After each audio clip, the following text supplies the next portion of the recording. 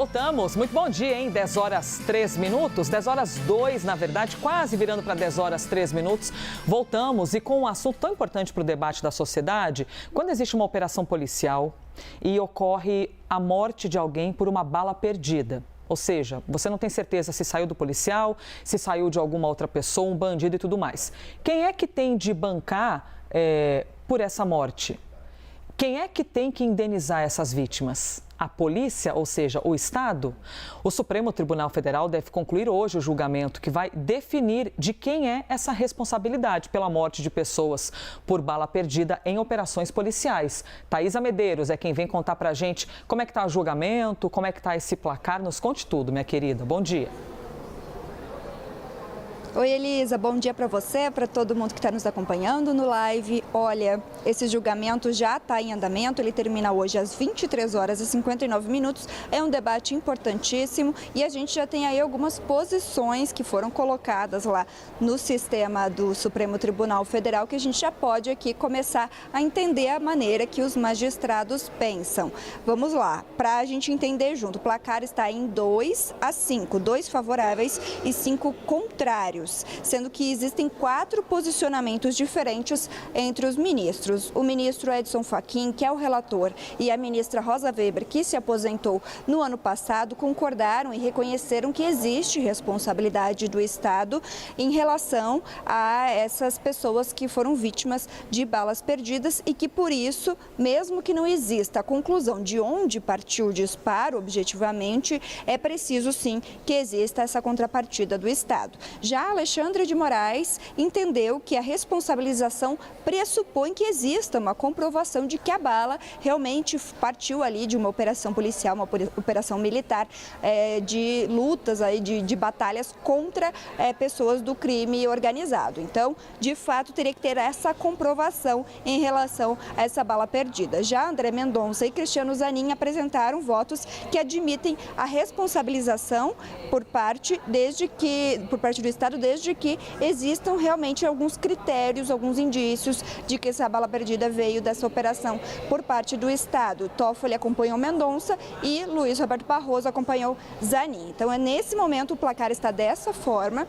Até às 11h59, então, a votação segue no plenário virtual, não havendo debate. Então, os ministros depositam seus votos e o entendimento, então, vai ter repercussão geral. O que significa dizer isso? Que nas outras instâncias judiciais, o que for definido pelo Supremo Tribunal Federal vai ser tido como parâmetro, vai ser tido como base. E essa discussão toda começou com um caso realmente que existiu, que foi em 2015, em junho de 2015, que uma pessoa, um homem de 34 anos, morreu por uma bala perdida. Ele estava dentro de casa e foi atingido, então foi baleado no Rio de Janeiro. Existia, no momento que isso aconteceu, uma operação policial no Complexo da Maré, uma luta entre facções criminosas e a polícia, o exército, com tudo isso, a família, né, da vítima acabou pedindo na justiça uma indenização e também que o Estado arcasse com os custos do funeral. Não foi aceito nas duas instâncias, foi negado esse pedido da família, mas então abriu-se esse debate, que hoje chega ao Supremo Tribunal Federal e que se encerra, na verdade, hoje. Então, esse tema partiu de um caso real, um caso pontual, mas existem diversos casos que a gente pode lembrar e, então, com isso, os ministros vão decidir a repercussão geral. Vai valer para todas as instâncias da Justiça essa decisão que for tomada. Um caso bastante emblemático e, pode-se dizer, um debate bastante importante para desdobramentos judiciais a partir de agora. Elisa, volto contigo. Muito obrigada, Thaisa. Eu me despeço de Thaisa, mas continuo no assunto, só mudando o CPF. Vamos agora com Juliana Lopes para avançar nessa questão. Bom, é julgamento no plenário virtual, ou seja, não veremos ali os ministros juntos, então você tem de... né? Debatendo. Às vezes fazendo aquelas intervenções que a gente adora, né, de ver esses debates, porque a gente também se sente questionado, provocado e questiona junto. É plenário virtual, então eles têm até a meia-noite para todos os que restam subir esse voto. Juliana, o grande debate debate é se o Estado, ou seja, a nossa grana, né, Estado, é que paga essa indenização ou se a indenização tem de vir de alguma outra fonte. E no Supremo eles próprios divergem, né, sobre algumas respostas. Sim, até há caminhos do meio ali, né, sobre se o Estado não consegue comprovar que realmente aquela vítima foi assassinada no meio de uma operação por um tiro que pudesse vir ali da polícia, né, durante ali uma troca de tiros, se há um caminho do meio para que isso realmente, essa indenização realmente aconteça. Vale a gente lembrar da realidade do país, né? Nós estamos falando de uma quantidade muito significativa de vítimas, quase todos os dias, em vários estados. A gente começou a semana, inclusive, levantando esse debate.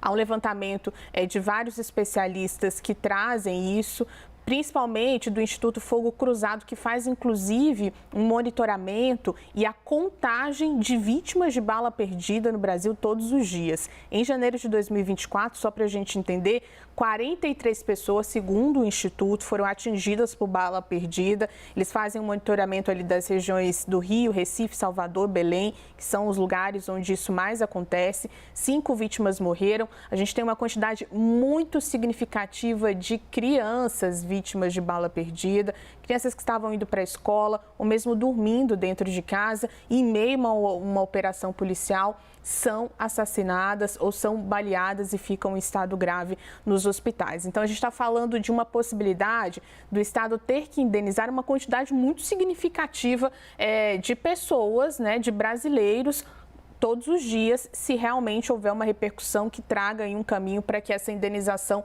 aconteça. E vale a gente lembrar também sobre um posicionamento da Advocacia Geral da União, que a Débora Bergamasco, inclusive, trouxe aqui para a gente no começo da semana, afirmando que é preciso comprovar que realmente houve ali um disparo efetuado por um agente de segurança durante a operação. É uma discussão que é muito complexa, né, Elisa? Nossa, mas que diz respeito a uma realidade que pode mexer, inclusive, com os cofres públicos. Por isso, a atenção redobrada do governo sobre esse assunto. E também o debate das câmeras, né? Do quão benéfico é você ter a câmera, que também ajuda a esclarecer esses casos.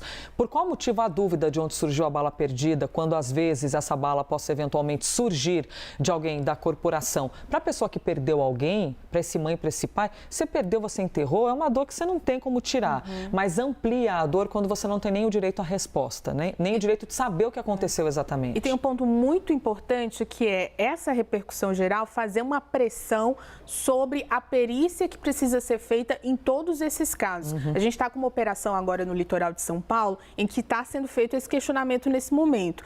Há um questionamento sobre como a perícia está sendo feita, as investigações sobre os assassinatos estão sendo feitos em meio a um questionamento das famílias de pessoas que estão sendo vítimas no meio ali da operação, que estão questionando se essa investigação está sendo feita da melhor forma. Então, se a gente tem ali uma pressão para que o Estado possa indenizar as vítimas, talvez haja uma perícia feita de uma maneira mais segura para os familiares. E é essa pressão que é importante ser feita nesse momento. Pois é, está em cima do trabalho científico, né, da Polícia Civil e o reforço até de mais gente trabalhando, né, de poder ter uma eficácia maior. Enfim, vocês viram o tamanho da discussão, do debate, que é tão importante? Reitero aqui, o Supremo deve concluir hoje, tá? Nesse deve, porque alguém pode fazer um pedido de vista. E aí, de repente, parem as máquinas. Então, deve concluir hoje o julgamento sobre bala perdida, de quem é a responsabilidade quando não há uma autoria de onde surgiu essa bala. É o Estado que tem de pagar por essa indenização? Obrigada, Juliana Lopes. Mais um assunto bem importante. Adoramos passear por todos os assuntos que importam para a sociedade.